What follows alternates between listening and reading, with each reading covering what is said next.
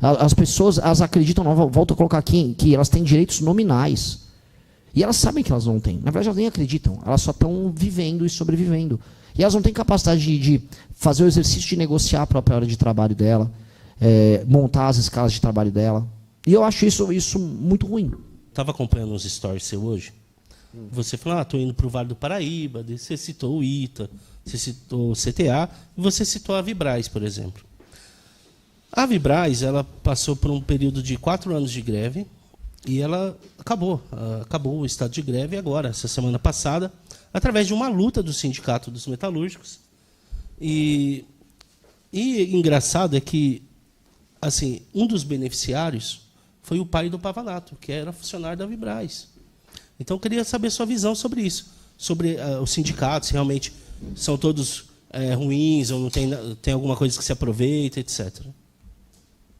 Veja só, se eu partir da premissa que pessoas vendem sua força de trabalho e pessoas têm direito à livre associação, portanto, pessoas fazendo uso do direito à livre associação negociarem melhores condições de trabalho é legítimo. Então, eu acho que a ideia de organizações autônomas para negociar valor de trabalho, etc., e condições de trabalho, ser legítimo é parte da minha premissa de um cidadão que vive num Estado democrático de direito. Eu não gosto não só da ideia de unicidade sindical, mas a ideia de que os sindicatos eles terão um monopólio sobre temas e regiões. Eu acho que qualquer um pode se organizar para negociar com uma empresa melhores condições de trabalho. Uhum. Então, eu acho que assim, é legítimo a organização. O que eu não gosto é o modelo atual, que é um modelo mafioso. Os sindicatos são máfias. Inclusive, se matam. Tem um caso agora em Sorocaba, envolvendo o sindicato de prestadores de serviço na área de transporte. É horroroso. É máfia. Um matou o outro. Há exploração do trabalhador, há corrupção nisso. Agora, se houver concorrência, não que não deixará de haver, vamos dizer, corrupção no setor, ou a representação será perfeita. Nunca nada é perfeito. Mas é melhor. Eu acho que a ideia de você ter concorrência e você ter sindicatos que não são voltados à perspectiva revolucionária B ou C, mas sim, sabe, entender que, olha, temos uma categoria que quer vender melhor sua força de trabalho. É do jogo. É do jogo e não tem problema nenhum nisso. Minha leitura é essa. Tanto que, só para ficar claro, aqui vocês têm um dos piores sindicatos metalúrgicos de todos. Tem um cara que é o cara da GM. Até tem que lembrar, até eu ia gravar um vídeo sobre ele, tô até esquecendo. É um cara. Macapá, Mancha, Weller. É o Mancha, cara, é o cara do PSTU. Esse cara. Deve ser o Mancha. Assim, esse cara foi reintegrado agora, acho que foi na GM. Isso, Mancha.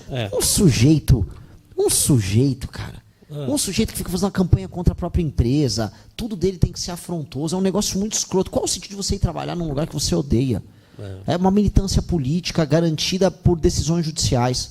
Isso do ponto de vista das relações humanas e sociais, que é o trabalho basicamente uma tarefa cooperativa, que você tem que fazer de boa vontade. Um sujeito desses não faz, o sujeito desse é um agitador, não faz bem para ninguém. E a empresa ser obrigada a reintegrar um cara que está lá dentro sabotando a própria empresa, isso é um negócio horroroso. Sim, e falando em questões trabalhistas, qual é que é a sua posição sobre o fim da jornada 6x1? Eu sou a favor do fim da CLT. Eu sou a favor que, dado um conjunto... Tipo Argentina, mano? Tipo, vou dar um exemplo, tipo Vietnã. Eu quero uns regimes trabalhistas mais abertos, tipo a China, tipo os países do Sudeste Asiático, lugares que estão crescendo a taxas muito maiores do que o Brasil, que engessou o mercado de trabalho dele nos anos 40. Eu acho que a gente tinha que ter... Assim, a gente ficou por muito tempo se comparando à Europa. Né? Um lugar que tem uma produtividade muito maior, um capital...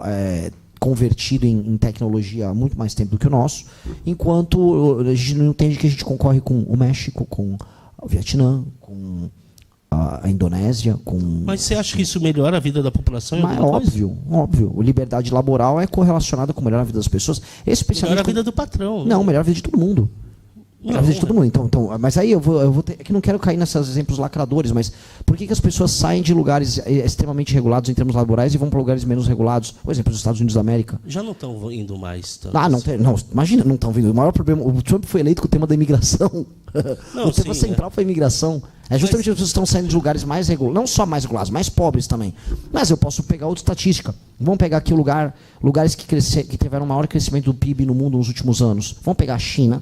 Vamos pegar o Vietnã, que teve agora um processo de industrialização. Vamos pegar a própria Índia, que vem crescendo. Compara as leis trabalhistas deles com a nossa. Você está, na prática, fazendo pessoas enriquecerem, melhorarem a vida delas, a economia crescer, as empresas também crescerem, me parece bom para todo mundo. Você acha então que o Milei acertou, tirando... Eu acho que o Milei vem acertando em praticamente tudo. A Argentina era uma economia desgraçada. Se você fosse para a Argentina há 2... Não é que ficou perfeito. Ainda vai ficar muito melhor. Mas o modelo argentino não tinha nenhum sentido. Do que adianta você ficar garantindo direitos que eles não são válidos no mundo real? É igual eu falar que a Constituição brasileira, que também te garante o direito à moradia, direito à educação, ela se realiza só porque está escrito lá. Não se realiza. É uma questão nominal. Você bota no papel. Mas é apenas algo nominal, não é algo concreto. Você já foi CLT? Nunca fui CLT. Fui estagiário e depois, graças a Deus, fui sempre empresário. Pequeno empresário. Quando... A família é rica? Não. Eu vim de uma família de classe média, depois uma família de prestadores de serviço.